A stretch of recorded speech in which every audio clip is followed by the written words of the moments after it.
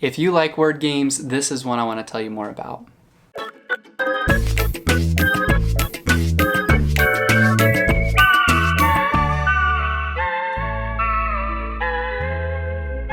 So Crosswords is honestly a game that I wasn't so sure about when I first got it, but I am really excited to own it now. So let me tell you a little bit about what you're doing. Basically, as you can see here, you have two different kind of ideas. So you have hero and animal, and you write something that makes sense for both of those. So Robin Hood, Robin is an animal, and Robin Hood is a hero. So that makes sense for that.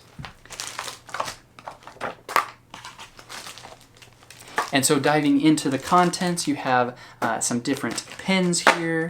You have 1, 2, 3, 4, 5, 6 different sets of 9 tiles.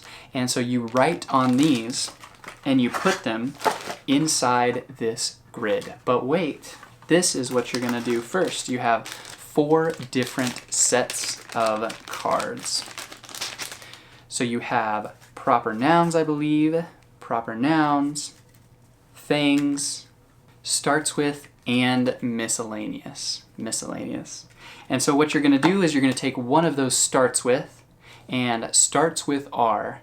And so you can see these around here. So you put this one in the top left, right here, and then you're going to fill in with those other cards your grid. And so that's going to create your grid, so you know that anything here starts with, and then whatever your other cards are.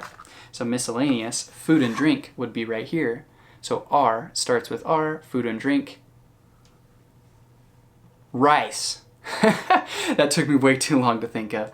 And so you write rice on your thing, put it in here. But if anyone else writes the same thing as you and puts it in there, then your point doesn't count anymore.